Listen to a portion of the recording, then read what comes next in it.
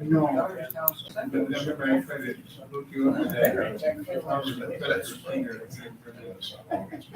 He's exactly out there. Stuff. It's another week. I can't remember the name.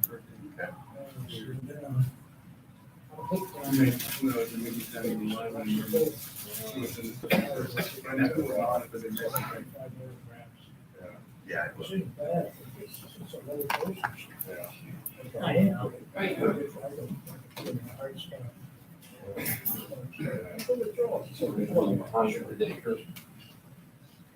It's more than usual. Yeah. Just things you gotta do. So, Kim, you keep putting in the.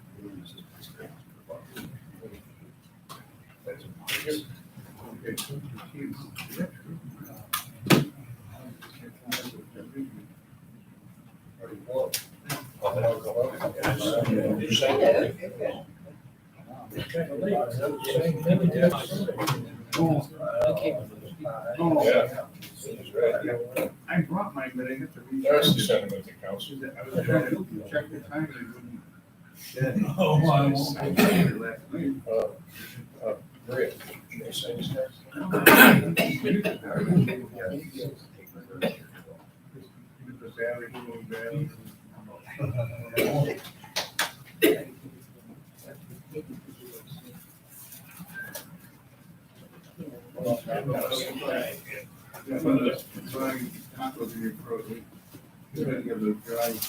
They're decent, but they're little particles. Yeah, it's all right. It's a little.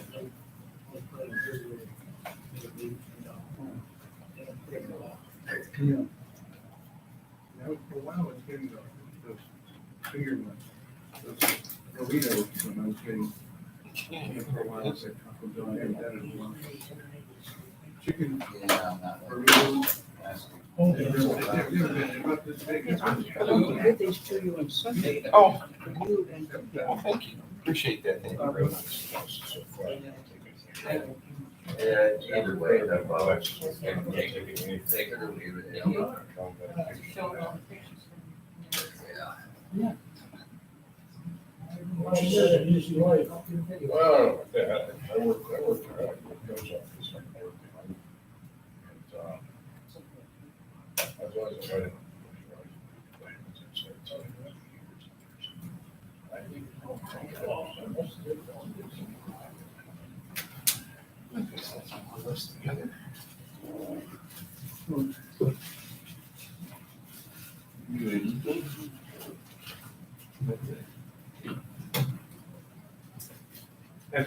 yeah. Well, Kim, are you the breaking point over there where we can break? Oh, sure. You want me to? No, Kim over there. Kim and Tim, they're both right next to each other, so I'm looking at both of them, so. Let's go ahead and pray. Heavenly Father, Lord, we want to thank you again for a good turnout tonight for each one that's here. We thank you for a place to meet this evening, Lord. We just pray that you would bless our time together tonight. Thank you for the fellowship that we can enjoy. Most of all, we thank you for the time that we can spend in your word this evening. And just guide us, direct us, and we can make sense of what's happening in the world around us in light of your word. And we just pray also your blessing upon the refreshments tonight. We thank you for them. And we just, again, help us to be a witness, a testament to those around us, Lord, and also pray for the cooling situation tonight. That would be straightened out as well. We'll get that working. Just thank you again for all you've done for us. Bless now, we pray in Jesus' name. Amen. Good to see everybody tonight, and seems like you two I've just seen. where's Charles? And you were talking about air conditioning too. Sorry, you made it out of Lakewood safely. I made it out of Lakewood without getting caught, so. Dangerous areas up there. You know, actually, Lakewood wasn't a bad place to be last night. It's Akron that had the big Black Lives Matter Oh, did they march really? down Market Street in Akron. I saw in the news. apparently they were well behaved, but, so that's fine, but they were marching toward the center of action.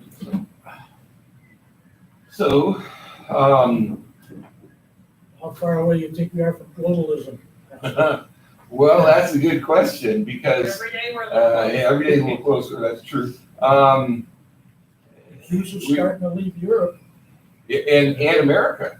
and America. In fact, record numbers of flights of Jews. What is it? Aliyah, making Aliyah to Israel this year alone. Huge number increase. Also, the UN is planning a global currency. There's some things scheduled for January of 21 to start introducing global government and currency. This is what they're planning. And again, this goes, when Gary Carr was on my radio program on May 15th, he said that in January, they entered into a 12 to 18 month plan to bring about a global government. And the way that they, want to move us into a global economy is to collapse the current economic system. Now think about this. How many people were alive in 1968? Just most of us, right? I think that was all of us. 1968. You took that year off, right? The Hong Kong flu. How many people remember that? Oh, yeah. You know that there were more people died from that, and there was about a third less people in the United States at that time than there is today. So on a percentage basis, the Hong Kong flu was much, much worse than any of this coronavirus stuff. Much worse. And how many people remember when they shut everything down and told people you couldn't go anywhere? They closed the schools and they closed the businesses and closed the factories. Anybody remember that happening? Anywhere? So why did they do it this time? So you're saying this is all a plot? Oh, yeah. Yeah. The only, yeah, exactly. But see, the only thing, They'll tell you all about the mask.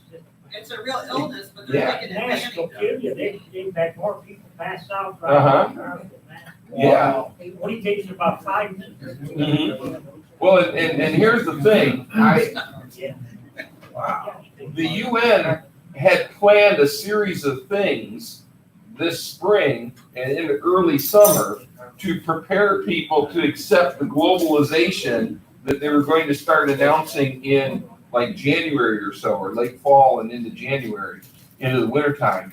But because this thing, I think, was supposed to come out this summer, I think God intervened, because remember 2 Thessalonians chapter 2, this is, I think, the key to any of these conspiracy theories. Everybody comes up with, oh, this group's doing, this group's in charge, this group's working at this. But 2 Thessalonians chapter 2, where he says in verse number 5, starting there, remember ye not that when I was with you, or yet with you, I told you these things, and now you know what withholdeth, that he might be revealed in his time, meaning hindering the Antichrist from being revealed. And he says in verse 7, for the mystery of iniquity doth already work. So it's already, this is the grand conspiracy that everything else is just a subheading under. The grand conspiracy is the mystery of iniquity, where the devil is trying to bring about a one world government, a one world religious system, headed up by his man, the Antichrist, as it's called here in this couple verses earlier, son of perdition, or the man of sin. He's also called the beast in the book of Revelation. But the mystery of iniquity is already working. But it says, he who now letteth will let until he be taken out of the way. And the word letteth there comes from the same Greek word that withholdeth in verse 6 comes from. And just because we don't typically use the word let to mean to hinder or to withhold today, even though it's used that way in legal documents today, the meaning is still in the dictionary if you look it up. We have a lot of words that have more than one meaning. And the word let letteth, and let means to hinder or to keep from happening. And so the Holy Spirit is working in the world right now, hindering. That's why we got President Trump in office rather than Hillary Clinton. Because the world had planned on Hillary Clinton being there to usher in the one world government, overcome the resistance in the United States. And at the last minute, God stuck his finger in there and stirred things up. And guess who won? And then this thing was supposed to happen after all of the stuff to make everybody know, because the UN had these things. The Pope had a big international conference scheduled for last March, mid to late March, I forget exactly when, that was going to illustrate or educate on why we needed a global currency system, a global economic system. Then he had one planned for May 14th that was going to illustrate why we needed a global government and a global religious system. All these things were going to be done on how to educate the world to accept this. Is the air working or not? No. It's working. Is it working now? It's number 78 from 82. Well, it must be working slowly. So, but anyway, the idea that they would release this thing before having their conferences and then have to cancel their conferences doesn't make a whole lot of sense. Plus, it was supposed to do the voting by mail only. It was supposed to disrupt the Yes. fall election to assure that Donald Trump doesn't get reelected. Well, now everything jumped the gun because it escaped the labs back in October in China, spread to the international athletic competition that was going on called the military games, and people there came down with what we now know as the COVID-19. At that time, they didn't know what it was. The Chinese weren't saying anything. And all these people that were in these international games traveled all over the world, including the United States. That's why we now know that the virus was here last year. It didn't just suddenly appear in February or January. They kept moving it back. We now know that people were having it here back to at least as far back as November. Well, this all predates and messed up everything. So they had to cancel these things because remember, Italy was so hard hit. The Pope had to cancel all his summits that he had, his educational summits. They rescheduled them. So now they're running, trying to get ahead. You know, it's like they had the big boulder ready to roll, and it started going too soon, so they had to run ahead of it to try and get everything going. And that's why they're perpetrating this nonsense of, oh, the second wave. And of course, the spike in cases that we're seeing right now has nothing to do with the fact that we've tested far more people than we have before. And we had all these protests where everybody was running out there with no mask because the virus is politically correct. It would not affect anybody then. We have that assurance from thousands, not just one or two, but nearly 1,300 healthcare workers assured us that in an open letter that the protests were safe. You're no risk there. If you went to your state capitol and protested a shutdown order, you might kill grandma. Yeah. But if you went and it's like somebody Rioted said, and looted. and rioted and looted, you were safe. Yeah. So it's like I saw something where this young woman was saying, so let me understand this. If I go and I open my business, I'll be arrested and sent to jail. But if I go and loot somebody else's business, it's okay. You know, she went to a whole slew of things like that. And it just, so they're trying to build this irrational fear up. And what better way to make an irrational fear? You go out in public and you see everybody like this, like in a zombie movie or something. You know, everybody's walking around with these masks that, in most cases, are doing more harm than good, probably. And so they're going around. You see everybody with these masks. It makes people afraid. it's also a dehumanizing effect. That's what they want the fear. Exactly. They've got to perpetrate the fear.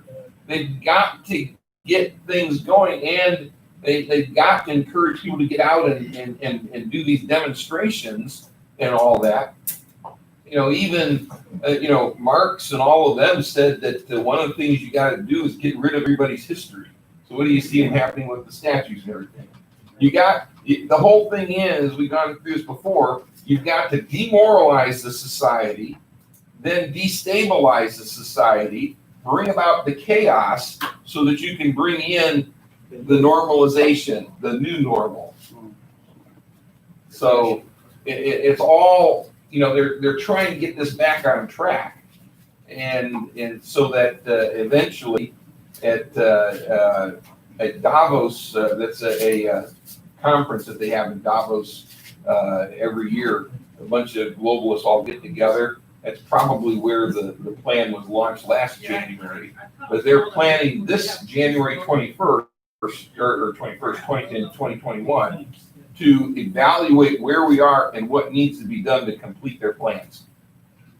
So, Aaron, you hit your hand up there. Well, I talked to a couple of people that flew this week, and the reality is, I think I'm mentally preparing that we're gonna have to wear masks. That's what they're pushing for. Because they went to the airport, they flew to California and one flew to Texas. They weren't even allowed in the airport without one. Mhm. And they had to wear it the whole time on the plane, Mhm. the whole time. Yeah, you're not allowed to fly without a And when they were in California, the one gentleman I worked with said that the insanity out there in San Diego, Yeah. mandatory masks everywhere, but if you sat on the patio, you didn't have to wear one. If you sat inside the restaurants, I don't know, I just feel like I've been resisting it, and I've been unsettled by the whole idea of having to wear a mask. Mhm. But I think that we have to realize, or I'm trying to realize, this isn't the mark, and this isn't the end. I No. mean, we're saying, and if we have to just, if we're gonna have to wear them, I mean, what I'm trying to say is, I don't wanna have to die fighting not to wear a mask. Does that Well, make sense? Yeah, and like you're saying, this is not the mark of the beast wearing a mask, obviously, Right. unless you're wearing the mask on your forehead. But Conditioning. It's conditioning. Certainly. It's conditioning. Because, the beginning of the year, you don't even have to go a year ago, 6 months ago, who would have thought that you could have convinced America to do what we've done in the last few months? Nobody would have believed that's possible. I certainly wouldn't have. That's one of the things that shocked me more than anything else with this, is how readily so many Americans just right into this. Not just people who were young and don't have the life experience that said, we've seen these things before. Remember in the 1980s when everybody was going to die from AIDS? The whole world was coming to an end because of AIDS. Remember the swine flu back, what was that, about 10, 15 years ago, something like that? Everybody's going to die from that. The older you get, the more you've seen these things come and go. Yeah. And so you become a little more resistant to the siren song. But this has transcended that. I've seen people who are sound, born again, fundamental, Bible believing Christians swept up in this. Me too. And just, it's unbelievable. I just wouldn't have thought it possible. And are there times where masks are a good thing? Sure. Why do you think doctors and nurses wear masks from time to time? But even they don't, up until recently, even them, you didn't go into the hospital and see them walking around with a mask the entire time that they're there. They used it in certain cases, didn't they? Like if they were in doing something, like if you had to go in, let's say that you had something on your arm and they were going to cut that off. Well, they clean it all up, they put a mask on, they got gloves. They work on your arm and you can watch it and they're wearing masks because they don't want to cough or sneeze on you. You go to the dentist and You know, used to be, they never wore masks, but I don't know how long ago is it they started wearing masks? I remember when AIDS, the eighties, because I remember when I was a kid going to the dentist. AIDS. Oh, AIDS, I thought you said They eighties, I'm changed, sorry, they yeah. changed for dentists. Yeah, because I remember going to the dentist as a kid, you know, and you know, there's a dentist, you know, it's like, hope he doesn't cough while he's got my mouth. It's like, but, you know, and so there's things like that that are going on, and there's areas where it's reasonable. But even they don't wear it the entire time they're there. They take them off periodically, and even between patients, they take them off. Yeah, I don't have a lot of faith in Clyde Lewis, but he did say something the other night that stuck. He said it's like the whole world right now is desperately looking for somebody to get them through this situation. And that tells me they're ready to accept the Antichrist now. I agree Because with they're that. not looking to Jesus. I read something similar to what you just said. Yeah. Where they're trying to get the world to the point where governments won't be able to provide enough guidance and solutions and answers and protections. Only something greater than our national governments will help. That's why we need an international government, but somebody has to come to the fore to be the charismatic, not in terms of charismatic church, but the charismatic leader that will be able to rally people around him. Well, also, I think we're seeing Revelation 13 come into light. The chaotic conditions of the Gentile nation. They're bringing chaos on like you can't believe. You know, what And we're I think seeing, this is just yeah. the beginning. what we're seeing in the United States is really mild compared to much of the rest of the world. We've mentioned before the plague of locusts that's impacting northern Africa and up into the Middle East. It now stretches from East Africa all the way up into India and Pakistan. And the UN is saying that they've destroyed so many crops, these locusts, that they're already starting famine conditions in some of these areas. The food is just, they descend, they can devastate an entire field in just a couple of minutes, it's gone. And these locust swarms started at the beginning of the year. They said those were the biggest swarms in decades.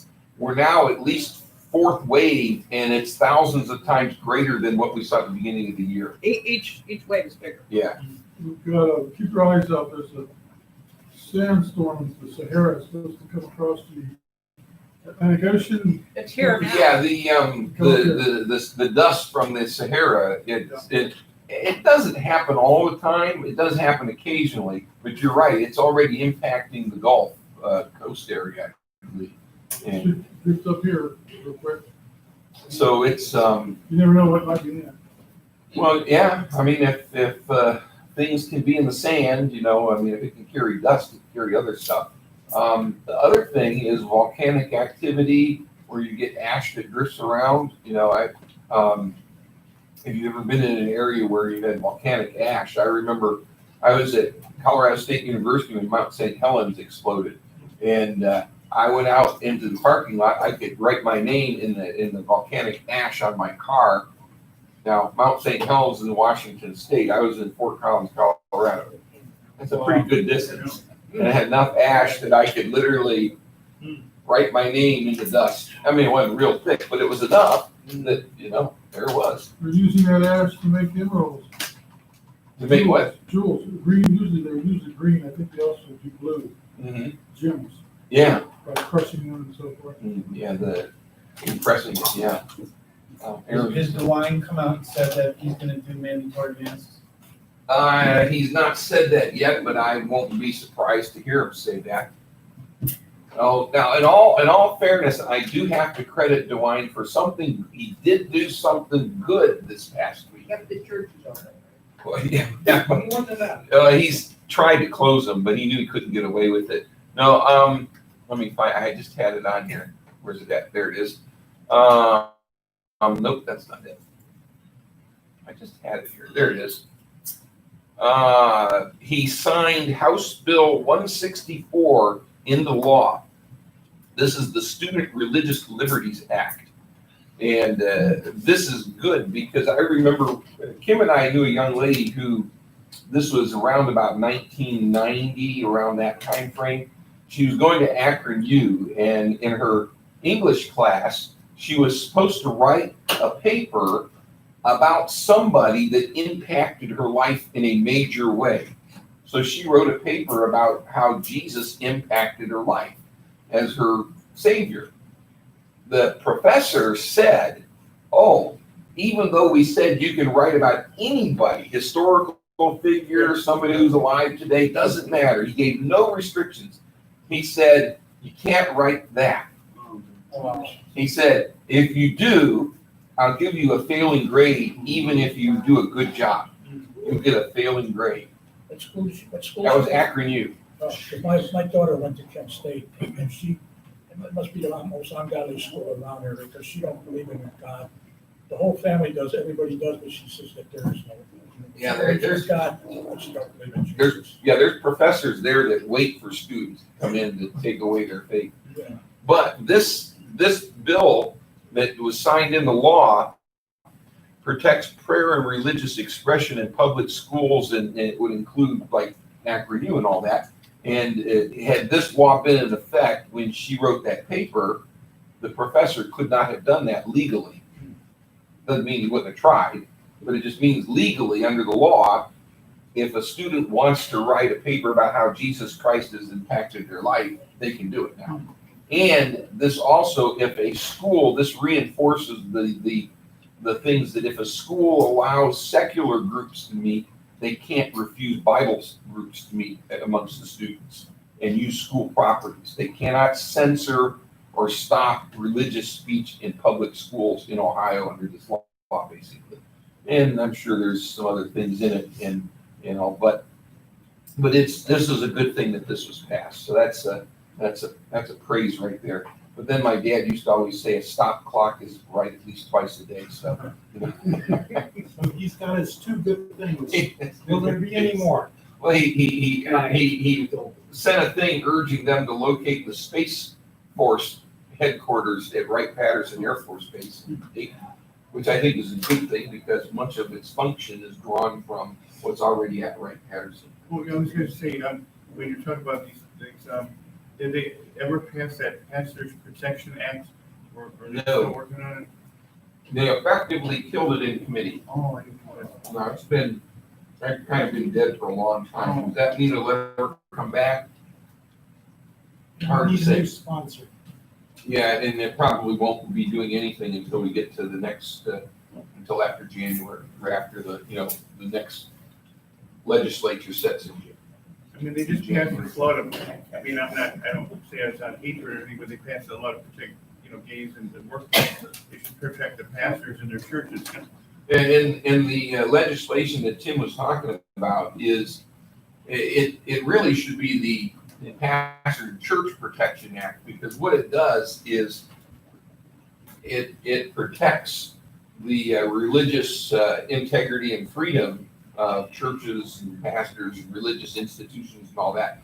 See, we don't have a building, so it's no big deal for us in this sense, but if you take a large church like Cleveland Baptist Church, they've had thousands of people come through there over the years. And all it would take is one person to say, Pastor, my son or my brother's cousin's nephew or whatever, some connection to the church, wants to use the fellowship hall for a reception for his same-sex marriage. We don't want you to do the service or anything. We know you're against it, but as members of the church, and we help build that fellowship hall, our family's been here all these years.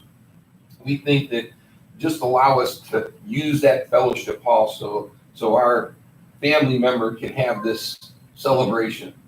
And they say, no. And they say, well, then we're going to sue you for discrimination. Now, is there anything on the books that would prevent them from filing a lawsuit? Nothing. They could do that today. And they could, even if they would lose in the courts and know that they would lose in the courts, the ensuing lawsuit would drag Cleveland Baptist Church through the mud. And they could get all their people in the media to come in and say, "Oh, look at this!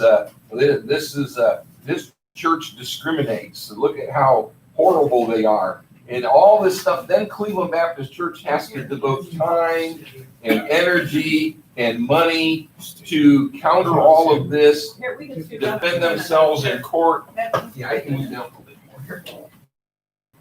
Defend themselves in court, all of this stuff, while at the same time being dragged through the mud in public opinion. And even if they win, it's cost them so much that, a church that doesn't have much in the way of resources, it might drive them into bankruptcy. But I'm just gonna say that this Past Protection Act would have said, that you can't even sue them. This suit is not valid. So from the very start, it would have protected them. It's completely in accordance with the Ohio Constitution, which calls for the state legislature to pass laws that protect religious free expression in Ohio. What's this, State Bill 11 and House Bill 369, Ohio Fairness Act? Yeah, actually should be called the Ohio Unfairness Act. The one that's the House bill equivalent of Senate Bill 11 was moving a little bit faster.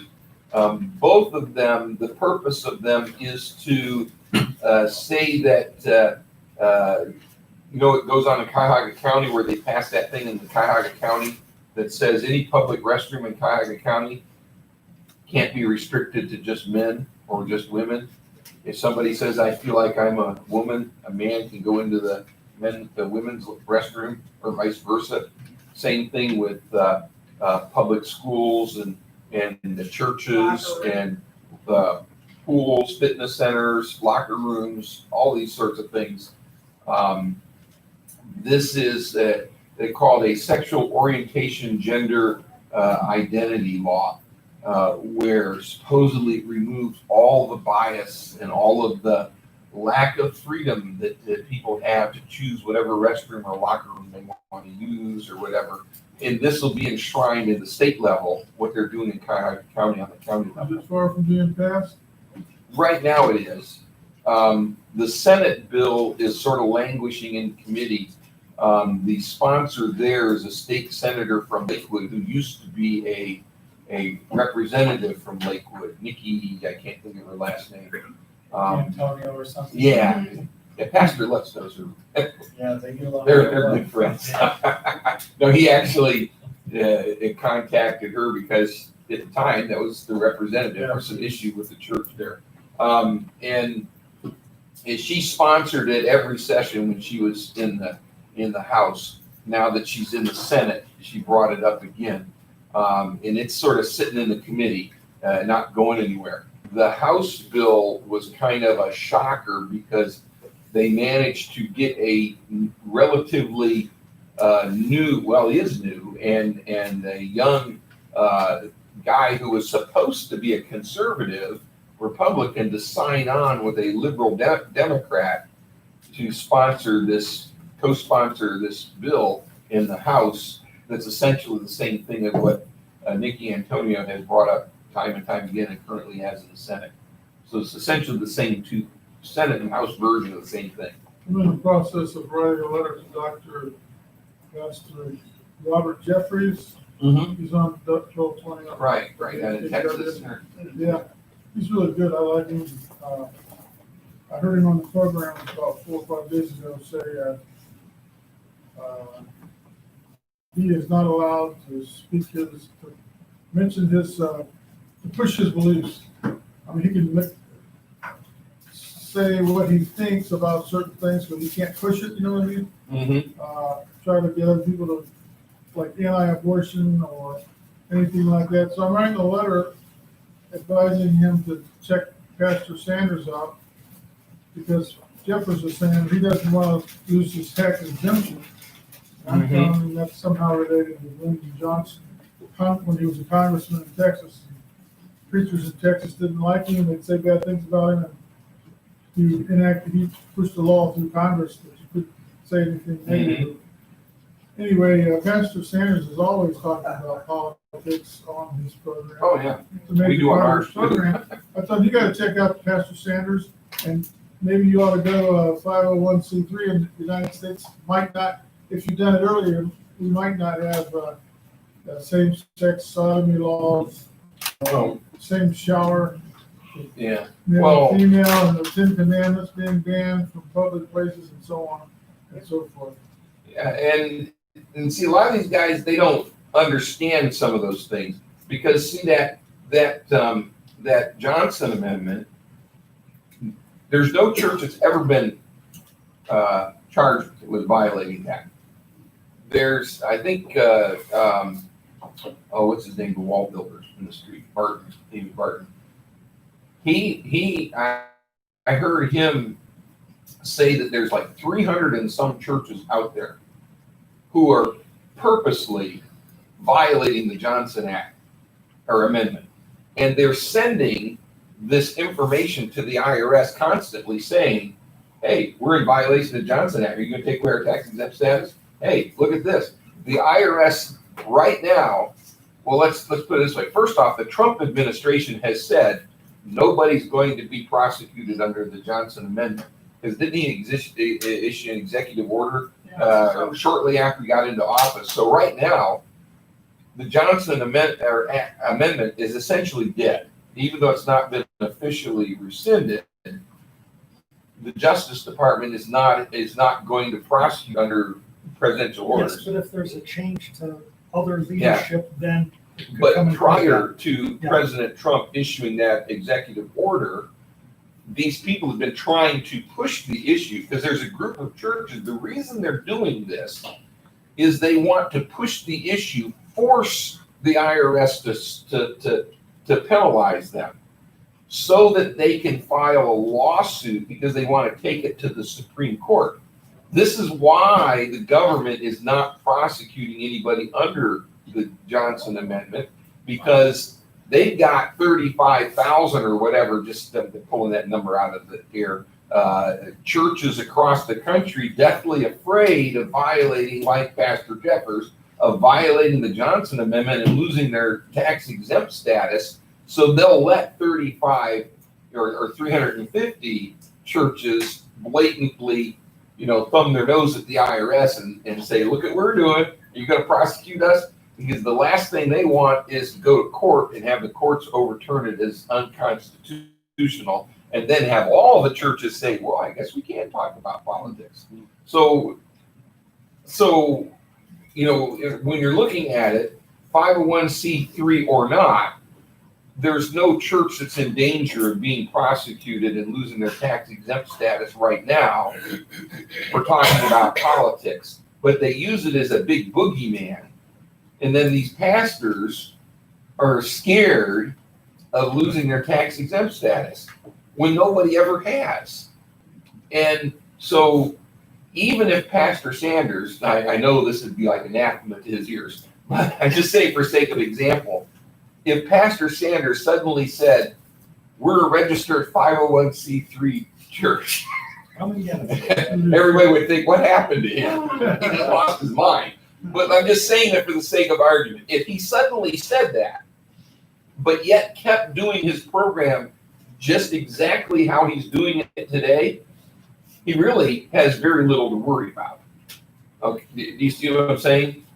Because it's mostly right now nothing more than a big boogeyman.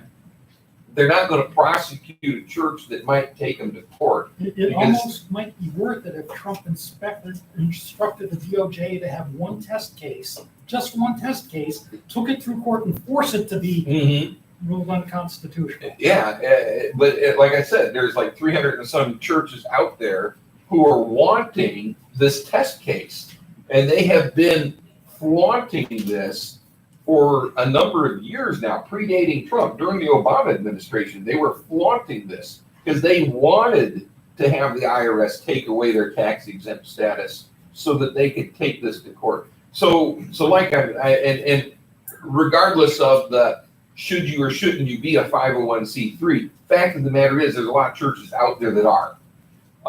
And actually, from a technical standpoint, the IRS considers any religious organization that has a regular place of meeting, regular order of service and time of meeting and all that, regular officers, which a pastor would be considered an officer, deacons considered officers, a regular sort of statement of faith of what they believe.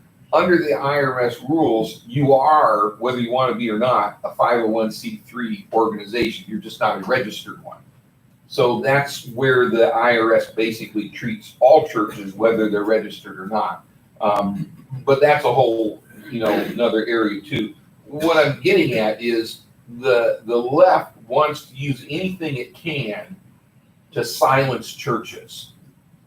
And by making churches think that they'll lose their tax exempt status, they silence thousands of churches.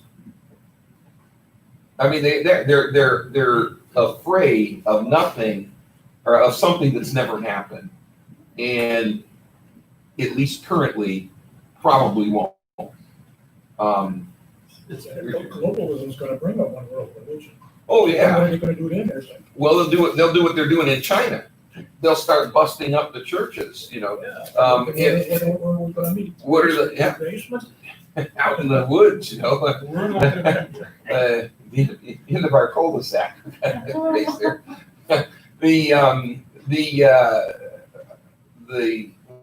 what was I going to say? The Chinese right now, they're busting up churches. Black Lives Matter said basically we need to get rid of the churches. Basically, shut up the churches. I was gonna say Isaiah 56:10 tells you what it's all about. They're like dumb dogs afraid to bark. Mm-hmm. They're afraid of the government. They're afraid of the Exactly. media. They're afraid of the sodomites, you name it. Mm-hmm. Yeah, Isaiah 56:10. His watchmen are blind. They're all ignorant. They're all dumb dogs. They cannot bark. Sleeping, lying down, loving to slumber. Let me pause before we go to verse 11 there, because verse 11 is pretty good too. But notice what he's saying here. The watchmen. What are the watchmen supposed to do? Isaiah elsewhere says the watchman is supposed to do what? He's watching. And if the enemy's coming, what's he supposed to do? Sound the alarm. Yeah. If the enemy comes and he doesn't sound the alarm, and the enemy comes in and plunders and kills and all that, the blood is on the watchman's hands because he didn't do what he's supposed to do. Pastors are watchmen. They're more concerned watching their tax exempt status than watching for the enemy. That's what they're busy and so they're blind. They don't see. They're ignorant, meaning they don't think, and they're dumb, meaning they don't hear. Or don't speak. I'm sorry, they don't speak. Deaf is not here. Dumb, they don't speak, and so they cannot bark. Sleeping, lying down, loving to slumber, when they're supposed to be on the alert watching, and they're not. They don't bark. They don't warn. I might lose my tax exempt status. I'm not going to look. If I don't see it, I don't have to sound a warning. And they're not thinking about what they're doing. I'm sorry. Yeah. I was talking to a Christian brother, this was way back in 1979. Mm-hmm. He was very well read. He read books on Isaiah, and he knew a lot about Bible prophecy. And he thinks the Antichrist is going to come out of Greece, nation of Greece. He sounded so convincing. Greek was part of the Roman Empire. Yeah. And I think the Antichrist is coming out of the Roman Empire. But could be. Could be Rome, France, any number of places. But, I guess you could make a case. But I was going to say, look at the next verse here in Isaiah, chapter 56 there, verse 11. Continuing on what the watchmen are. Yea, they are greedy dogs, which can never have enough. And they are shepherds that cannot understand. They all look to their own way, everyone for his gain from every quarter. Or I'm sorry, from his quarter. But what does that sound like? I don't want to lose my tax exempt status. I might lose money. I don't want to talk about the abortion issue because I might have people who aren't against abortion and they might not give. I don't want to talk about this issue because it might offend somebody. They might not give. The offerings go down. And then what am I going to do if the offerings go down? I won't get enough money. And I need the offerings to be up. So what do? They do what Paul warned Timothy that would happen. People would not endure sound doctrine, but have itching ears, right? And so instead of wanting to hear Bible truth, what do they want to hear? Joel, This is the beginning of the best day of your life. You're wonderful. You're special. And send me some money and you'll be more special. You need a Yeah. new jet plane, right? Yeah. I'll settle for a Gulfstream, just a smaller, only carry a couple of dozen people. I think so many people have, I call it drinking the Kool-Aid. Mhm. They're victims of the, call it the mainstream media, like Pastor Sanders says. Mhm. And when I see all these people in the stores wearing their masks, I know it's not very nice. I think of them as being mindless robots. Because they're all, they believe the mainstream media. They haven't heard anything different. They don't listen to like your show or Pastor Sanders or 1420, And I think it's pathetic. You see all these people in the store, it seems like they're increasing. It seems like the number of people in stores wearing masks is increasing. It used to be very minimal, and now more and more. I think of them as mindless robots, and I know that's not very nice. Well, what was it? Remember Michael Savage? He had the term sheeple. People, yeah. And that's largely what it is, because they're just doing what they're told. Right. Doing what they're told. Remember when Easter was coming around, and we were talking about, let's have a drive-in Easter service at our church. I heard this one guy who knew the governor. I heard him on the radio say, I called the governor to see if it would be okay. And I thought to myself, what self-respecting pastor would call the governor to see if it's okay to have a drive-in service to celebrate the resurrection of our Lord and Savior? That is just absolutely ridiculous. And he said it like it was a good thing. I called it. It's okay. The governor says we can do it. Who cares what the governor says? The governor, I recall back in March saying that we're not going to tell churches they can't meet, but I don't know of any. I just can't. I can't even imagine of any religious leaders that would endanger their people. And I thought to myself, this guy has no clue of religious history, of Christian history, because remember a guy by the name of Saul? Later on, he became known as Paul. Yeah. What did he do to the early believers? Yeah, he found them. They didn't just say, "Oh man, would you come with us? We don't like this." No, they beat people. They hurt people, and in some cases, they killed people. The guy by the name of Stephen has a familiar sound to him, doesn't he? He was killed. And then what happened when the Romans were throwing the Christians to the lions in the Colosseum? And they still met. Well, I don't know of any Christian leaders that would put their people at risk. They met at risk of death. And all down through history, during the Cold War, if you remember what the Soviet Union was like, you could go to prison, the gulags, for worshiping in an unregistered church. And yet they would go out into the woods somewhere, or in a barn somewhere, on a farm somewhere out away from everything, and have an illegal meeting. And the KGB had gangs that went out and would break these groups up and beat the people up and haul them off to jail, and sometimes the leaders would be sent to the gulags. But I don't know of any religious leader that would put their people in danger. where they might get hurt. What about in China today, where they're cracking down on the unregistered churches? Pastors are being sent off to re-education camps, and the church people are being beaten and thrown in jail themselves. But I don't know of any religious leaders that would put people at risk. Didn't fall. It's just the history of Christianity. People mean, even in this country, when they met in Massachusetts, in Massachusetts, we think about the Pilgrims, and all the wonderful things. Everybody knows the story. They fled for religious liberty. Well, it's not exactly true. They fled so they could worship the way they wanted to worship.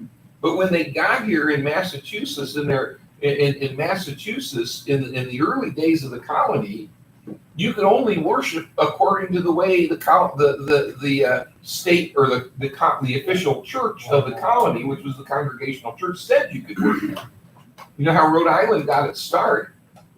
There were some Baptists in Massachusetts that were beaten and fined for having illegal meetings. Say what?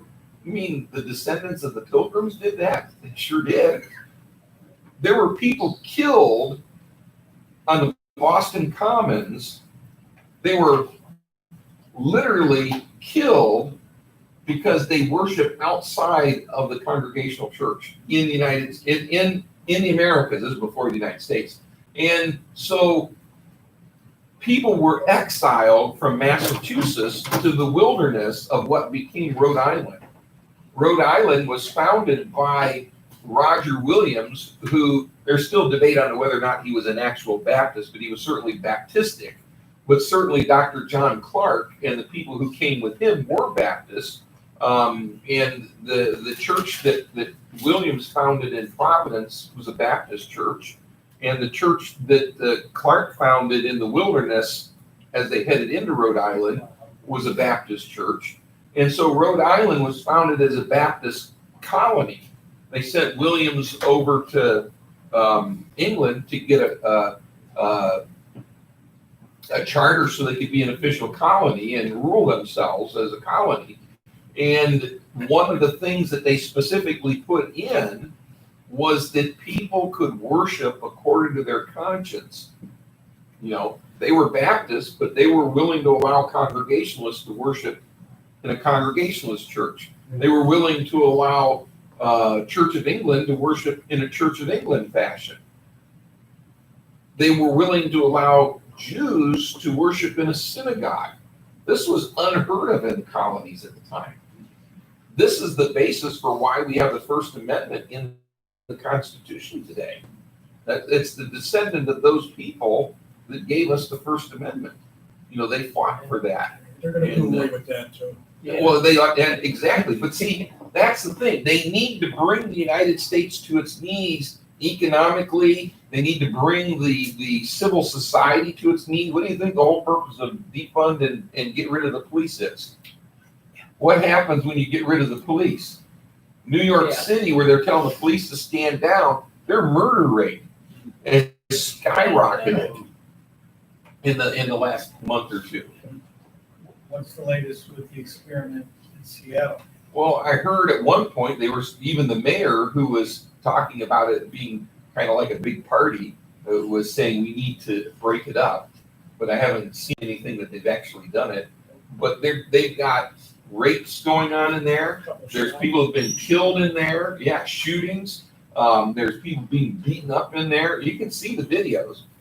What the general thing is, if you're there during the daytime, it looks like a nice happy gathering. But once the sun goes down, well, Come out at night? yeah, they come out at night, and it becomes a terrible place.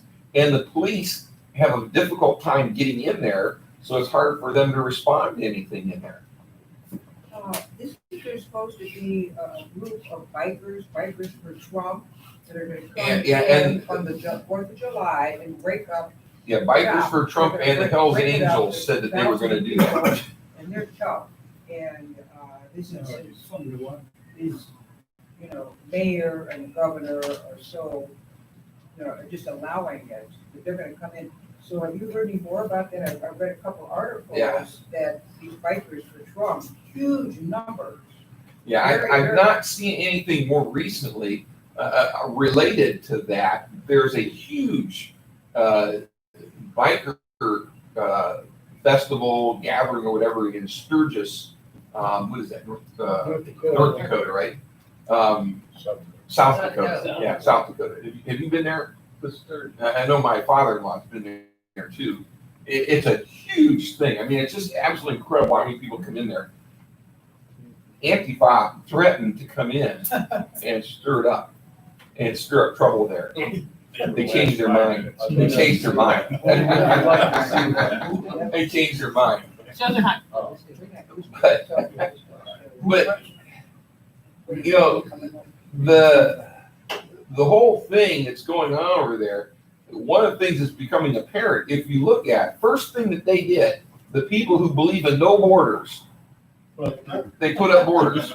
The people who believe in no IDs started checking IDs. The people who believe in no guns started patrolling with guns. The people who believe in freedom of speech began censoring speech. What you're seeing there is what they want to replicate in the entire country. They are now, there's interviews, you can see them online, and these are not obscure sites. Well, I guess you could call CNN somewhat of an obscure site because not too many people really watch it. But and MSNBC is kind of an obscure site because not too many people watch that either.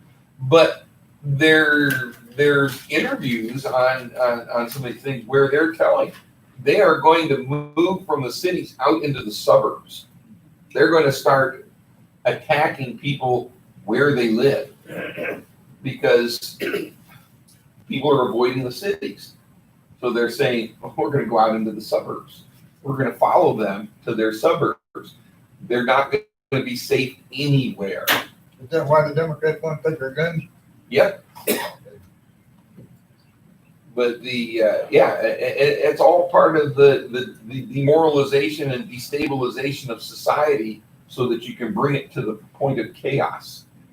And then when you have the chaos, here's where your strong leader comes in to come up and say, listen, the UN here at Davos, we've got the plan, we've got the way, follow me, we'll implement this, we'll bring order out of the chaos and take care, God bless. We'll bring order out of the chaos. We will be able to cure these diseases and we're going to do this and and what is the world when everybody's in chaos going to do? They're going to follow him, especially if the rapture takes place and we're gone. And we're not saying, hey, the Bible says that sounds a lot like the Antichrist. So, and if you think about it, the moment the rapture takes place, how many believers are going to be left in the world? None. Exactly. And then So, as soon as certain unbelievers won't learn about it, they'll be the first new believers after the rapture. well, yeah, I mean, we were having this discussion the other night. You know, if we're as close as we think we may be to the Lord's return, some of the people that we're witnessing to now, some of the people we're talking to now, we may be planting the seeds for people who make up the great multitudes out of every tongue and nation that come to Christ during the tribulation. Because in the, what is it, the fifth seal? Revelation chapter 6.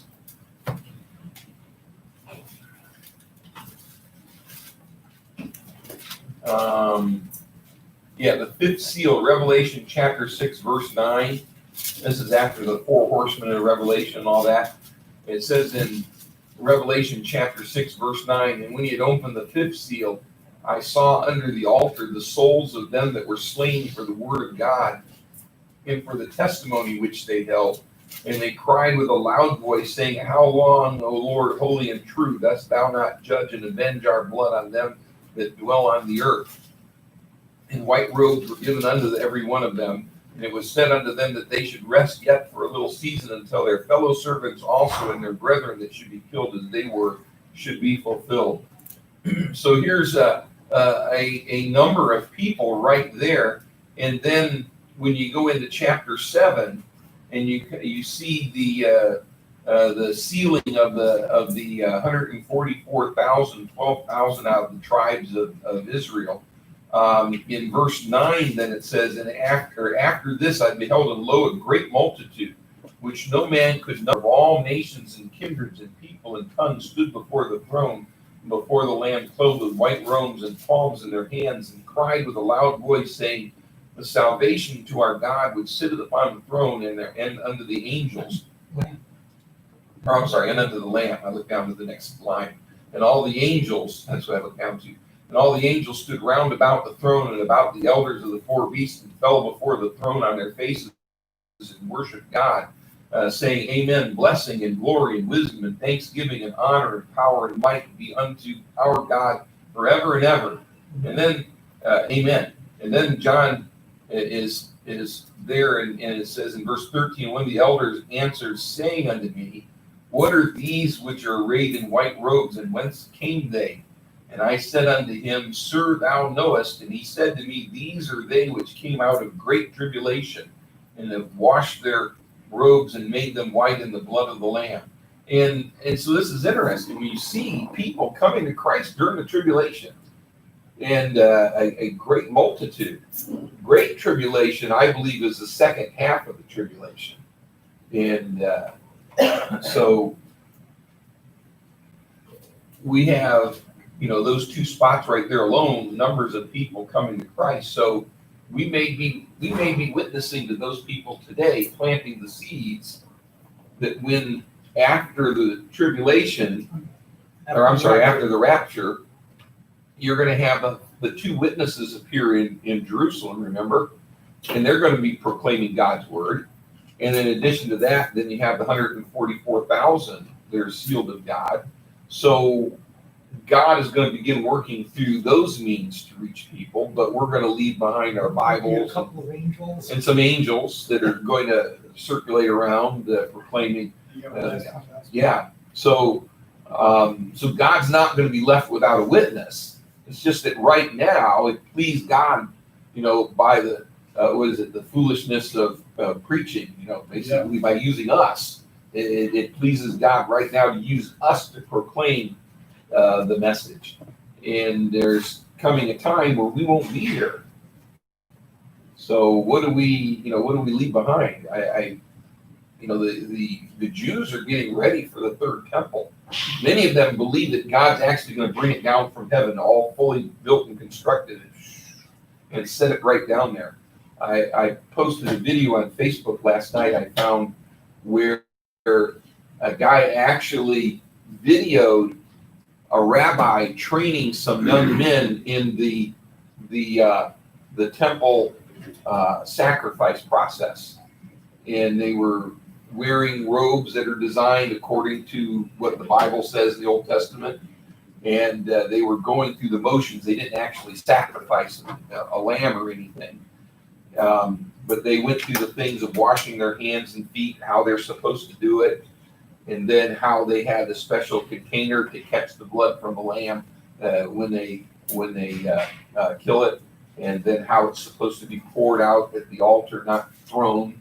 And they actually, it was a class. They had notes. They had papers with them, and they were looking at their papers and writing notes and taking notes.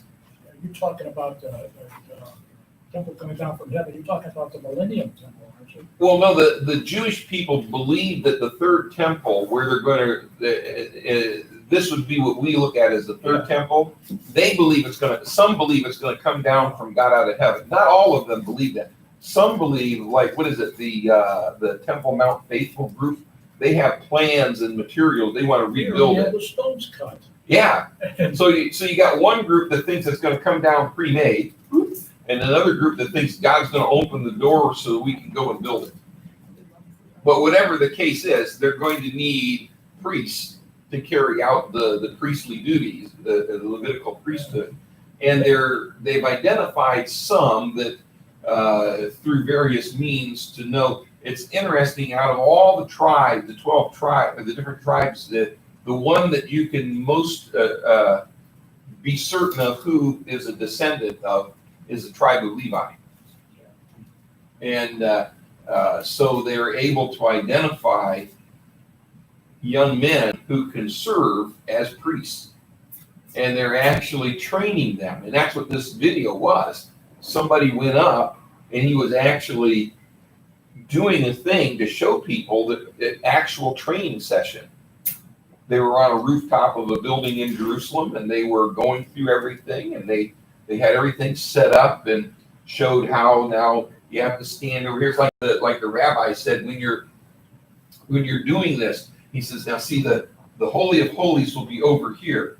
You never turn your back on the Holy of Holies, because that would be turning your back on God. There's things you don't really think about, but it makes a lot of sense.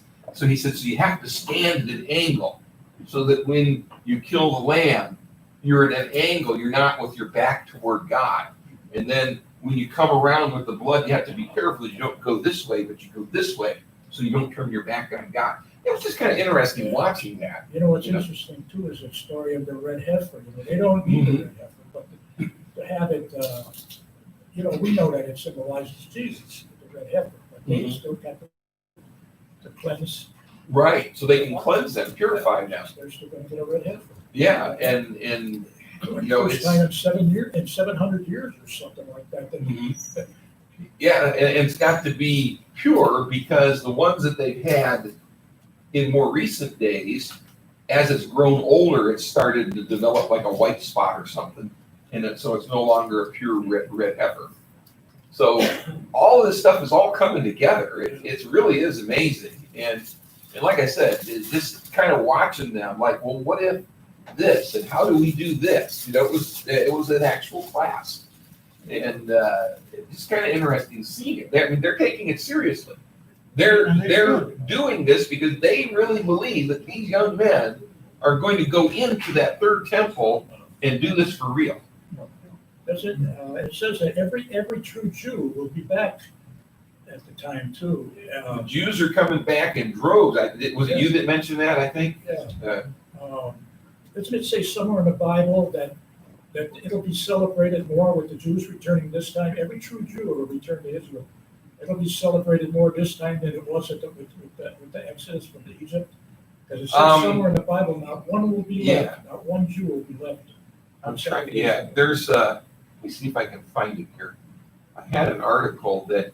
One of the reasons that's important is, as Israel takes over the disputed territories, there's a lot of Muslims there, and they'd be at risk of no longer being majority Jewish unless more Jews come in.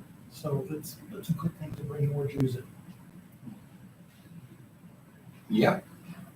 Well,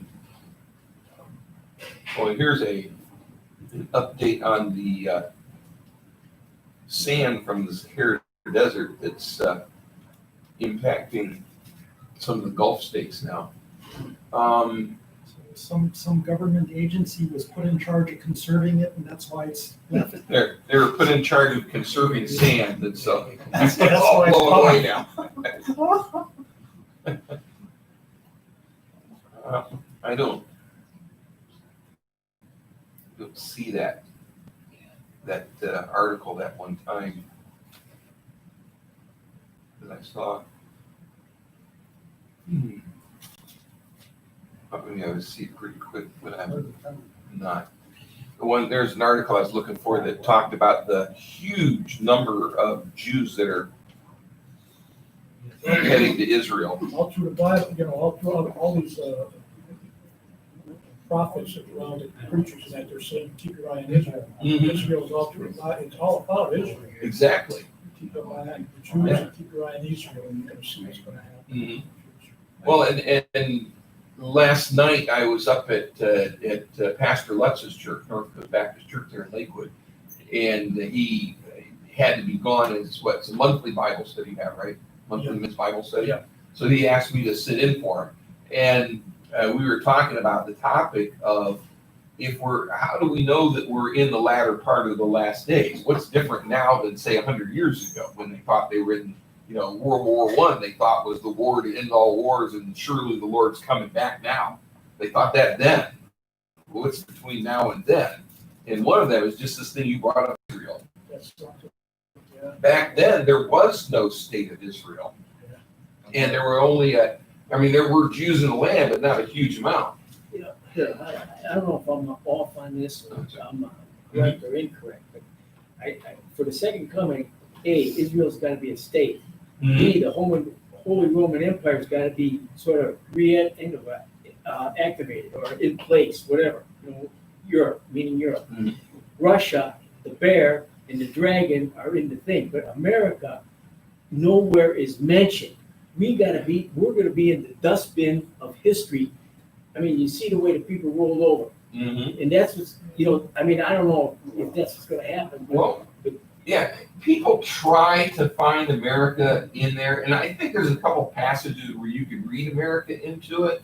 I don't think we're the mystery Babylon that people try to say. Ezekiel 38, when it talks about the effort for the group that comes in to try and invade Israel, there's a group that this could be a mention here, Ezekiel 38. Yeah. Ezekiel 38, it identifies the invading power, which is basically led by Russia and all that. But the group that objects against it, verse 13 here, Ezekiel 38, verse 13, Sheba and Dedan and the merchants of Tarshish, okay? With all the young lions thereof shall say unto thee, art thou come to take a spoil? Hast thou gathered thy company to take a prey, carry away silver and gold, take away cattle and goods, and to take a great spoil? Doesn't say they do much, just says they oppose it. But what I'm getting at here is the merchants of Tarshish. Tarshish was a Jewish and Phoenician colony on the Atlantic side of Spain, near where we have U.S. naval base, Rota, Spain. It's in that general area. That was the stopping off point for the merchants that headed from Tarshish up to the British Isles, where they mined tin, and there's a number of other things that they got from there, because the reason tin was so important, it was a vital metal, because whereas copper is available in the Middle East during the time that the Jews had this going, copper is a soft metal. If you made a sword out of copper and you whack somebody with it, it's going to bend. It's copper. You whack another copper sword with a copper sword, they're gonna bend each other and stuff. But if you mix tin in with copper, what happens? Brass, which is bronze, actually is what we call it today. In the King James Bible, they use the word brass because in 1600s the word brass meant any copper alloy, whether it was tin or something else. That now we distinguish, but it would have been bronze. Bronze is very hard. So if you whack somebody's copper sword with your bronze sword, The bronze one wins. the bronze wins. And you can make plows out of bronze, but you couldn't out of copper because the first rock you hit, it's all bent up. And but I was going to say they maintained this commercial interest, the merchants of Tarshish, and so the merchants of Tarshish and if you look at it, they settled in, Spain, Portugal, France, the British Isles. What are the offspring of those countries? The Americas. That's what I say. So we're in a very small. Today, right now, the United States is the world mega power. Right, so you couldn't have a second, But right here, the merchants of Tarshish and the young lions thereof, little. So I believe something has to happen in the United States. Just speaking on the latter days or the last days, when Daniel 12:4, there'll be an increase in knowledge. People run to and fro. Before, they didn't have the full wide web like we have. Yeah. And here's the thing. If you're familiar with what an electromagnetic pulse attack is, if an electromagnetic pulse attack were to occur, basically there's ways of doing it where you would essentially fry all the electronics above the vacuum tube. Transistors, integrated circuits, all of that just gone. Now, some people will say, well, if that took place, it would put us back to the 1800s, before electricity and all of that. It's not really true. In the 1800s, people knew how to live without electricity. It put us back to the 1600s, where you didn't have anything. And but the problem is that our country right now, our technological advantages is also one of our greatest Achilles heels. And we know for a fact that the Chinese are developing hypersonic weapons, which means they travel far faster than the speed of sound, which makes them hard to react against. And they're developing high yield electromagnetic pulse weapons. See, what happened when they started atmospheric testings of atomic bombs? They found out it shot out an electric pulse, which disrupted electronics. Well, back in the 1950s, in the 1960s, a lot of our communications and a lot of our power systems were dependent on mechanical relays. Not quite the case now, is it? It's all electronics. So there's two ways that we could be brought down. One, a massive attack on our infrastructure that takes out all of the controls and everything that control power distribution, communications, all of that. We would collapse. Or an electromagnetic pulse attack that fries all of these systems, and we would collapse. They estimate that within a year, perhaps 80-90% of the United States population would be dead. Not that they'd all die at once, but what do you do if you live in a high rise in downtown Cleveland and there's no power? How does water get into your building? The pumping station isn't pumping. There's no food. There's nobody bringing food in. What do? Garden on your balcony? They say it won't take much to harden our electrical systems. And President Trump is So it'd be working a on this. minimum cost compared to what we're spending, Oh, yeah. and this would defend us against that type of But the an attack. Obama administration would not do it. Oh, no. Well, The Trump administration is working to do this, but we're not foolproof. Yeah. And even if we harden the electrical grid, as I said, there could be an attack on the infrastructure. There's a series of key distribution points in the power grid. I think somebody estimates 9 or something like that. And if you could take them out, you would effectively do almost the same thing. The advantage would be taking them out just means we got no power. Get the power back on, my laptop would still work, this would still work, lights would still work. An EMP that takes everything out, even when you get the power back, none of this will work. And I say the lights because we have LED lights. Many of these lights in here are LED lights, they wouldn't work. Remember what they used to talk in the early 60s, late 50s about the MAD, mutual assured destruction? Why couldn't we counteract China, or would we be unable to counteract them? We could counteract, but once it would be a Pyrrhic victory. Yeah, Okay, so we take them out. So what? but we've already been taken out. 90% of us will still die because of the EMP. It becomes an act of revenge, yeah. They do. And see, China, the Chinese military has said, we will not do a first strike EMP attack. And everybody says, yeah, right. They're gearing everything up for the capability of a first strike. But it doesn't have to be China. Russia has this technology. North Korea has this technology. Iran has this technology. And all it would take is a cargo ship 100 miles off the coast of America. You'd still be in international waters. And the Russians, back about 10 years or so ago, were selling internationally a cargo container. So you're familiar with those cargo containers? It can be put on a cargo ship, and as long as you have it up on the top row, because it's got to be open, you open the doors in the back, and there's a control panel.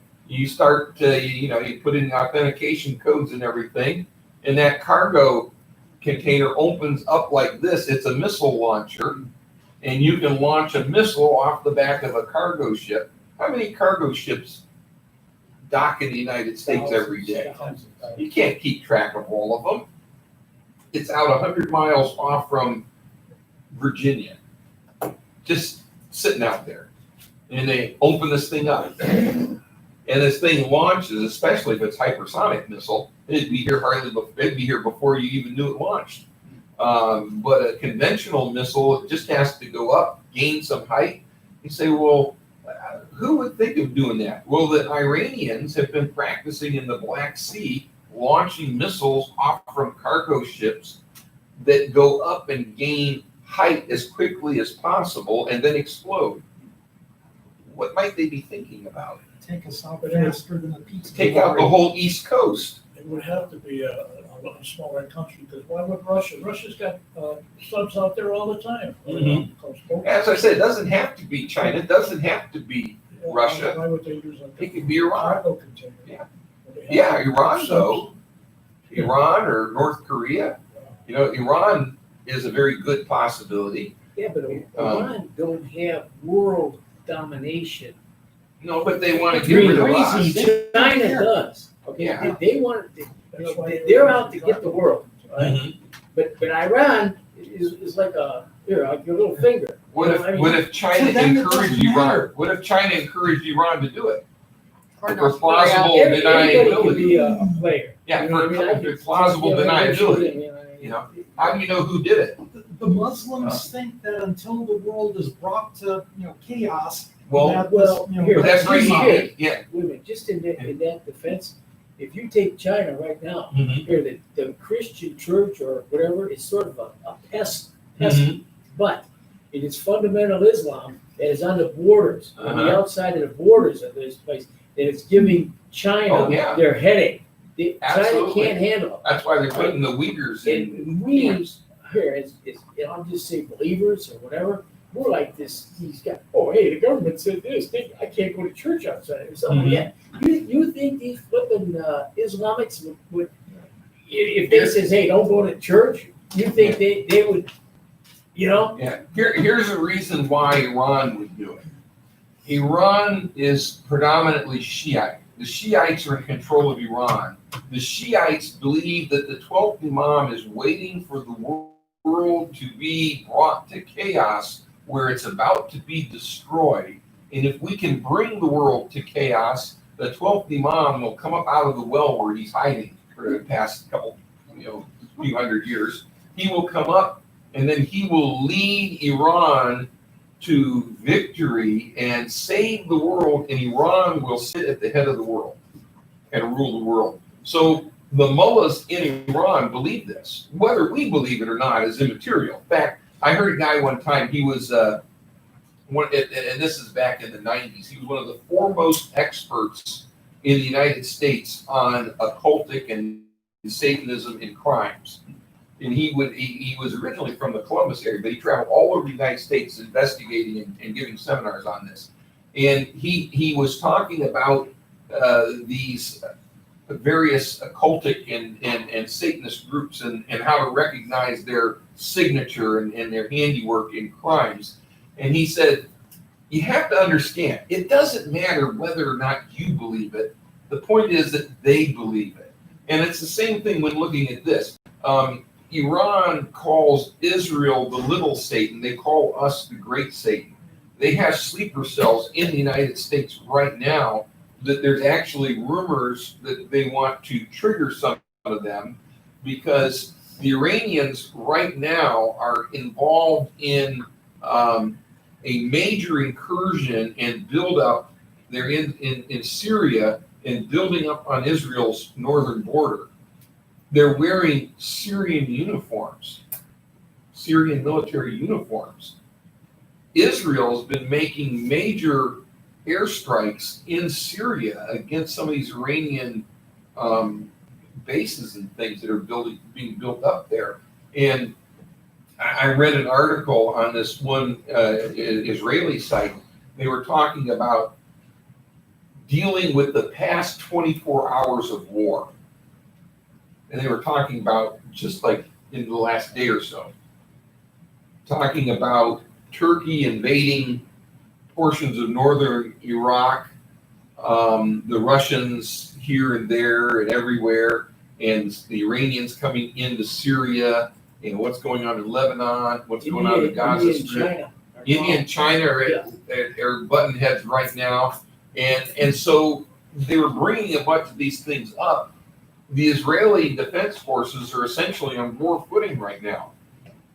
And part of it is because one of the things that's happening is because the Israeli government has there's three territories in the West Bank area, Area A, Area B, Area C.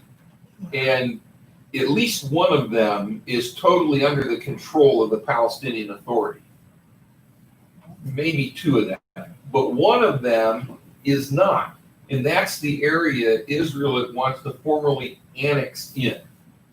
Now, all of that area is technically Israel right now, but they've allowed control. The one area gets total Palestinian Authority control. The other one is mostly Palestinian control. This one here is mostly Israeli control. So they want to annex it in. The Muslim countries, Turkey and Iran, are all saying, if you do that, it will be war. But Israel is looking at the United States saying, if President Trump does not win re-election, our window to do this is going to evaporate. Because when Trump is in office, America will stand by us and support us and help us and come to our aid. And we can do it now, but if we wait, the window goes and we won't be able to do it. So there's political pressure on Israel to do this. And then there's all this pressure from the Muslim nations, as well as the UN and the European Union, saying don't do it. That would be a flashpoint, a big flashpoint. So there's all this stuff that can happen. And in the meanwhile, Iran looks at the United States as enabling Israel to be able to do what it does. So if they had a way to take us out of the picture, even regardless of the 12th Imam nonsense, it would be strategically to their advantage to do it. They're actually doing training sessions and have been for some time on how to attack us with an EMP strike.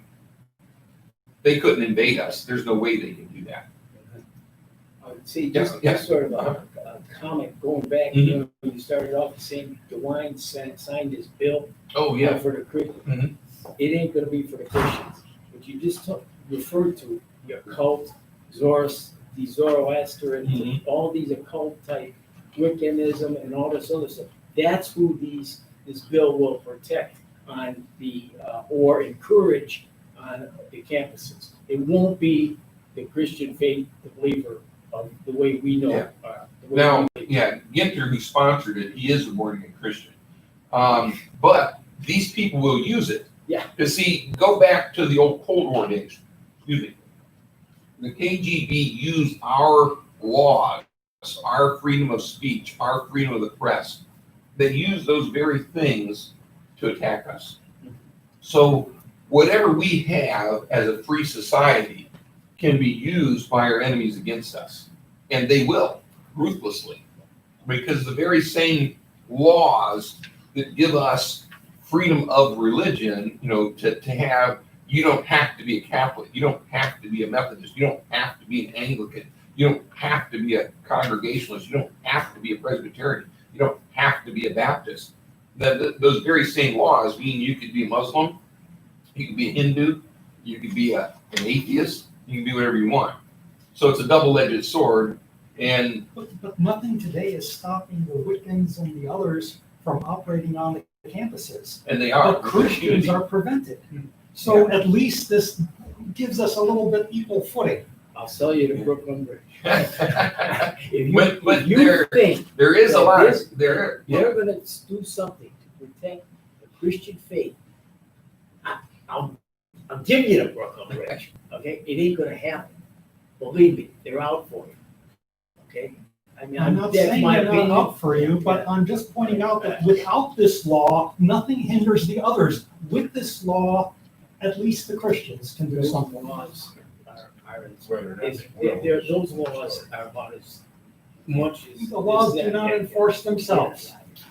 Well, we had court ruling that said that the governor couldn't prevent the primary election from taking place. but Yeah. He did. Yeah. Because nobody, that's like I said, you can have the best brakes in the world on your car, but if you never step on them, they don't do a bit of good. Yeah, he waited till 4 o'clock. The guy closed, the judge closed at 4:30. Judge says, I can't do this. He went to Amy Octon, Amy whatever, and he got her to do it. He closed down our elections just like that. He closed the churches just like that. Okay, our right to assemble, just like that. Let me get back to that. Okay, Yeah, let me get back to that. Okay. He said, we're not gonna prevent churches from meeting, which I'm very thankful for that. But that's where we got off of that thing that he was saying, I don't know of any religious leaders that would put their people in danger. Our church, along with a number of other churches, Euclid, for instance, never closed the doors at any time. And I was never told by anybody that we have to. And I've been on the If anyone radio the had whole told you, time. you still would have met. We would still met. Yeah. Pastor Yeah, Sanders, he's yeah. never closed, and he's been on the radio pretty vocal. So Cleveland Baptist has never closed. They did electronic broadcasts of their services, and a lot of people chose not to come, but the doors were always open. And so, there were people meeting there all the time. Actually, our numbers went up. Because you were open. So, Yes. and I know that Euclid, they've been open the whole time. Well, I was just gonna say, praise the Lord for the virus. One good thing that came out of it is the man that was driving our church van, Bible Baptist Temple, to Reformers Unanimous and Cleveland Baptist, because Reformers closed down during the virus, then James decided to come here. So praise the Lord, I would never have been coming here. So I praise the Lord for the virus, because I had a ride to come here. Well, see, that God brings some good out of things. But, it's just, we're always gonna have these things, but again, this gets back to what we were at earlier with 2 Timothy chapter 2. The mystery of iniquity is working, but it's not 100% right now. It's being hindered.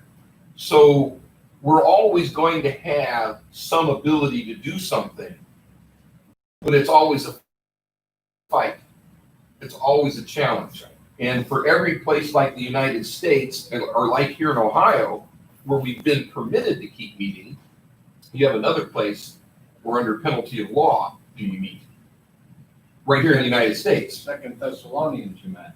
You just said. Oh, did I say 2 Timothy? I'm sorry, yeah, 2 Thessalonians. Oh. But it's, for instance, in New York City, the mayor said he was gonna close down churches and synagogues, but he let the mosques meet. Well, speaking of which, have you noticed this? The Black Lives Matter and Antifa are attacking churches and synagogues. Has anybody seen a story of a mosque that was vandalized or windows broken out or graffiti or anything like that? The mosques seem to be missing out on all the fun, aren't they? Now think about this. During the course of the slave trade, that Black Lives Matter says that this is why they have to do all this, because America's great sin of the slave trade. Now, I'm not justifying slavery or anything like this, but do you know who the number one purveyors of slavery in the world were during that time? The Muslims. Do you know where the word slave comes from? Slavic, because the greatest number of slaves were actually white people from the Slavic region of Europe. Slav, slave. That's where the word slave comes from.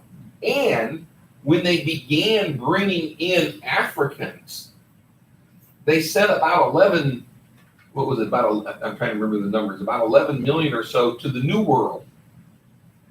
The bulk of which went to the Caribbean, the rice, or not rice, the sugar cane and and into Central America and South America, the United States only got a small percentage, less than 10%, out of the 11 million or so. And out of the 11 million or so that were sent to the Americas, about 10% of them died. About 28 million went into the Muslim countries, and about 80% of them died. Furthermore, the ones that they sent to the Americas, 2-to-1, I think it is, men to women, mostly men. The ones that went into the Muslim countries were the opposite, 2-to-1 women. So you can understand the difference. The ones sent to the Americas were mostly sent for the work that they could get out of them. The ones sent to the Muslim countries were mostly sent for the harems and things. So again, why is Black Lives Matter attacking churches? Because it was amongst the Christians. What was the guy in Wilberforce in Britain who made the big thing? Hey, you know what? The Bible tells us we shouldn't be doing this. And wasn't he involved in the Sunday school movement too, Wilberforce? But regardless, he was advocating we need to get rid of slavery. And he was using his Christian faith. The Black Lives Matter people, if they were sincere, would be protecting churches and attacking mosques. They're not. They're attacking churches and protecting mosques. If you were if you really were serious as Black Lives Matters, you would have nothing to do with Islam. Where is the black slave trade still going on in the world today? The Muslim countries. You can go to Northern Africa, especially Libya right now, and for price of a good meal, you could buy a black slave in a market in North Africa right now. Why are they not complaining about that? Well, sounds like they've got an agenda, doesn't it? What's the number one killer of blacks in the United States today? Planned Parenthood. Why aren't the Black Lives Matter out with Pastor Sanders? They've never been there. Why aren't they? If they really value black lives, they should be leading the charge, shouldn't they? We tell them it's okay for a white cop to kill a black man, and America goes into a war, yet a white abortionist killing black babies doesn't mean a thing to them. Exactly. Which tells you again, they have an agenda.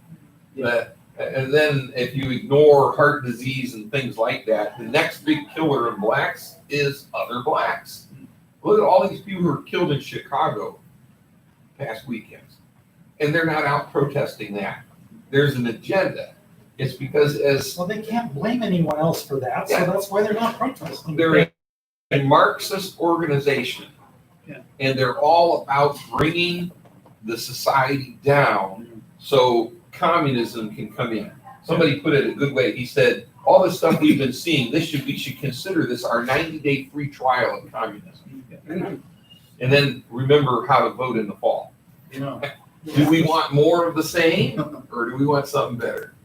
Well, I was gonna say that Molly Smith is very pro-life. She's Roman Catholic though, but she was saying for every 1,000 babies born in New York, 1,200 are murdered in the abortion. Black babies, right? Yeah, black babies. But when I see Black Lives Matter attacking the mosques and the abortion mills, I'll believe they're serious. Yeah. They're the death Right now, culture. it's just an agenda. They're the death culture. They're gonna attack anything that they feed on death. But what I'm getting at is, Satan feeds on. but this is what I'm getting at. They're not undirected. They're not just out there like crazy wild animals. They're very focused on they have an agenda. The agenda is to bring down society so that the demoralization is taking place, the destabilization is taking place. They want the chaos. so that they can bring in the new society that they think they're going to lead in. And probably, just like the youthful idiots when the communists took over, they were the first ones to be eliminated. Because if you couldn't trust them then, why would you trust them now? The Arabs started at slavery. Exactly. 68 million. that we were talking. Mm-hmm. The bulk of them, yeah, All into over. Muslim And countries, it's still going on in Africa. still going on today. In all kinds of. It's officially illegal in most of the Muslim countries today, but it's still being practiced. And Go ahead. no, I just and we're not counting the human trafficking that goes on where people are forced into the either you hear stories all the time where they find somebody they were brought over and then they're forced to work, no money, no pay, and they're just kept in horrible conditions. That's human slavery. And the ones forced into the sex industry, that's human slavery. But that, yeah, over in North Africa right now, it's open. They have markets. They auction these people off. He'll be a good worker. He'll be able to go out and do lots of farm work for you. Big, healthy, strong, you know. When Charlottesville happened, 2 or 3 years ago, I really believed, I thought they just wanted to tear down the Jefferson Davis statues and the Robert E. Lee statues and the things like that, the Southern Confederate, but now they've shown they want to tear down Columbus and Lincoln and everybody, There's a Lincoln, the Emancipator statue in Washington D.C. They were going to tear it down last night, try to, but it rained, so you can't do a good protest when it's raining. Yeah, nice weather. The media And nice- can. The media can. Yeah, well, the They protesters, can't. you don't want to come out of the basement when it's raining. It might be uncomfortable. So they were supposed to do it tonight, and a number of people were saying it's not happening. But they want to do it because it's Abraham Lincoln, the great emancipator, and he's standing above a freed slave that's before him, expressing thanks, for him freeing them. They've torn down statues of abolitionists. They've torn down statues of, I saw a statue of, not that I'm a fan of his, but I saw a statue of Jimi Hendrix defaced. Anybody know who Jimi Hendrix is? What, is his skin color similar to ours, or maybe a little darker hue? It Oh, there's was the great freed emancipator. slaves that paid for this statue. Yeah, Oh, but now they're tearing it down. Oh, that's insane. That's a beautiful statue. They want to get rid of the money because it's got pictures of these presidents that lose slaves. I volunteered to take it all, but all that's to push for the cashless society too, is part of the agenda. I've always heard a lot of people say the United States isn't mentioned in the Bible. And I've known this for years and years. And I only told it to 2 people that I met in a hallway. Mhm. Was at a peace site. We used to keep the peace, all the Jewish peace. This is years ago. And, but you read it because you're a good reader. It's in Daniel, the 7th chapter. Verse 4.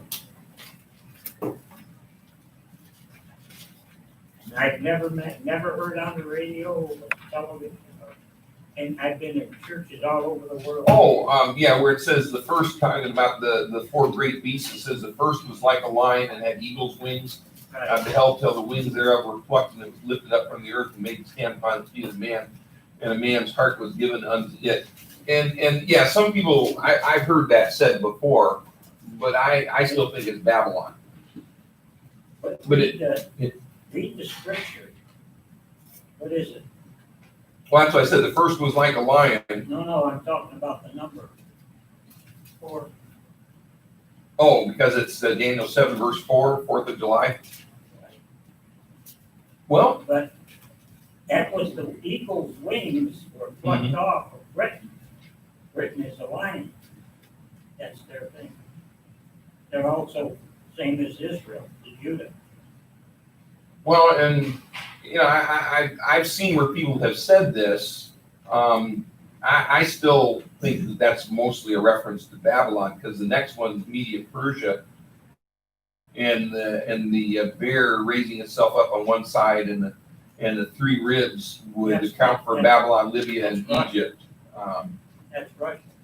And I've heard some of that before, and I'm just personally not convinced that that's what it's talking about.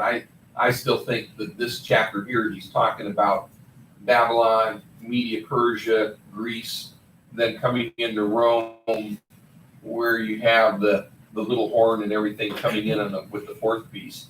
But I have seen that before, and there's some other ones like that use it. Saying, I always hear people say the United States isn't mentioned. That could very easily be because England is the lion. Yeah, and we're the eagle. Eagle's wings to the United States. And it was plucked off when they Yeah. made the Declaration of Independence. Mhm. That's July 4th. But even if that's the case, this one departs because it's followed by the next one. But finally, it's the fourth verse where the Antichrist comes from and everything. So this first beast gives way to the second beast, which gives way to the third beast, which gives way to the fourth beast. So even if it was the United States has to give way to these others before the Antichrist and Well, one will I go. don't say what it's due, Yeah, no, yeah. And but in some cases, it sounds like the beast would come from the United States. well, and I've heard that argument too, because the United States technically could be considered an offshoot of the Roman Empire, which never really disappeared. It just kind of sort of faded. And because we were founded by Britain, which was under the control of the Roman Empire, so we would be an offshoot of that. But for the most part, though, it's hard to find a nation in the Bible that exists in the latter days that has the power, that would account for us. Because, like, even in this case, if this was the United States, it gives way to a succession of the four beasts. To when the fourth beast comes to power, it's the one that's ruling. So, if this was the United States, it would be. I'm not saying it is. Yeah, I'm just saying if it was, I'm just saying it would But you be never hear passed. that. You think Yeah. people mention that more. Yeah, but I have seen some teaching on that.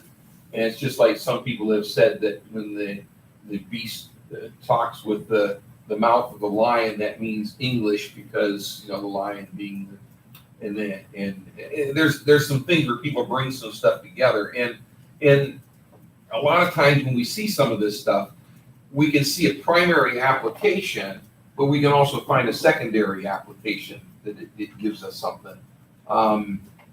Unfortunately, we're at 9:00, but as far as at the very last time to oppose the Antichrist, this first beast would not be there, because it's given way to the second beast, which gave way to the third beast, which gave way to the fourth beast, where the Antichrist arises. So I'm just saying, if it was the United States, it still would come into the question that was asked earlier: where's the United States in the end times in the Scripture? And the United States has had, I believe, a tremendous role in God's plan and purpose, because if nothing else, it's the United States that provided a refuge for the Jewish people, and then a safeguard for the infant state of Israel, so that it could be formed. And in other words, Harry Truman. now, and then during the last 50 years, where we've protected and aided them and enabled them to become the state that they are. So that would suggest too, if our job is done, we're not needed there. Hopefully, the 10 horns is the 10 horns. And That's your Roman Empire, Holy Roman Empire, And also, isn't it interesting that China, all of, oh, go ahead. what is it, Revelation Yeah, 13 is. It talks about the 10, yeah, and the 10 hills or mountains or whatever. and all these- Yeah. But I was gonna, The Panthers, that's Germany, Mhm. Russia's the bear, yeah, and but I was gonna say something, we'll have to end here because we're just after 9. But I was gonna say, it's interesting, all of these various one world government organizations that are out there, and I've seen this since the 70s, like to divide the world up into 10 administrative regions. Why 10? Isn't that interesting? Not 12, not 5 or 6, 10. Over and over, they divide the world up into 10 administrative regions with a leader over top of each one of those regions. Yeah. So, anyway, we'll go ahead and close on that note, and let's go ahead and pray. Heavenly Father, I want to thank you again for a good time of conversation and discussion and debate tonight. And Lord, it's so interesting that we can pick up the Bible, we can look at what's happening in the world, and then we can take what we see happening in the world into the Word of God, and then begin to see things in the Bible and see if they apply to what's happening in the world around us, and to get understanding and to see what's happening. Lord, we just thank you again. Give us clarity again as we look at these things. But Lord, help us not to be overcome with fear or worry, but Lord, that we can look up with hope, believing that soon, it's time that you'll soon be coming back for us. The glorious, the blessed hope that Paul wrote to Titus about. We look forward to that blessed hope that one day soon you'll come back for us as we see events occurring that look more and more like things that will take place during the tribulation period. It gives us more and more reason to believe that we're in that latter part of the last days. Father, give us safety as we leave here tonight. Just watch over us, Lord. Bless and watch over us tomorrow. Give us opportunities to serve you. Bless the day on Sunday for your glory as well. And again, we just thank you for the opportunity to come together tonight. Bless, we pray in Jesus' name. Amen. Amen. This is what's fun about Friday night. We can go over and do some back and forth, because you can't really do this during a Sunday morning message. But on this sort of a setting, you can. It makes it challenging and looking at things and looking at it from different angles. So it makes it fun. Air conditioning turned on. I appreciate it. Eddie, what's that? The air conditioning turned on. Well, it's been better. You guys take care. Yeah, it was what, about 80 or something like that earlier. Like sweating Yeah. like crazy. And then look at a few minutes later. Some goofies going on. That's why I thought maybe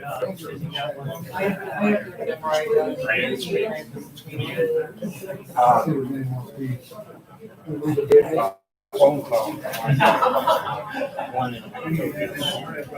Right.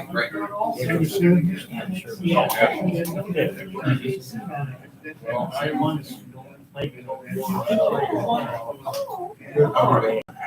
don't like my hands dirty. As far as me and the A side, it's my kids. You don't mind it. Enjoy it, and anytime you can make it on Friday night, because Yeah, like I said, that was good input. Because looking at that, going back and forth. Yeah, that's a whole, Yeah, and that's- dry. I like the setting because Yeah. it's like I told people before, I told other pastors, on Sunday, take care, God bless. On Sunday, I'm telling people what I read in the Bible and everything like that. But on Friday nights, I get to hear people are making good feedback for me. It helps me with getting ready for Sunday. Oh, yeah. So I find out what questions people have and what issues they're concerned about, so. Yeah. So it's, we live in interesting times, don't we? I tell you. Scary.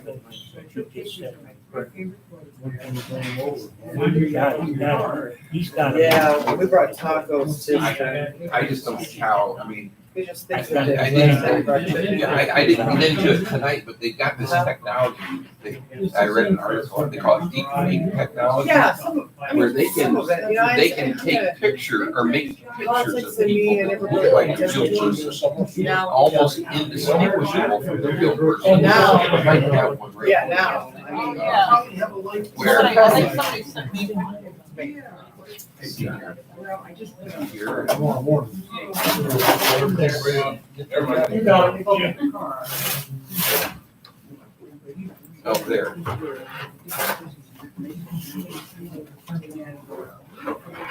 These pictures here, none of these are real. These are all fake. These are all computer generated pictures.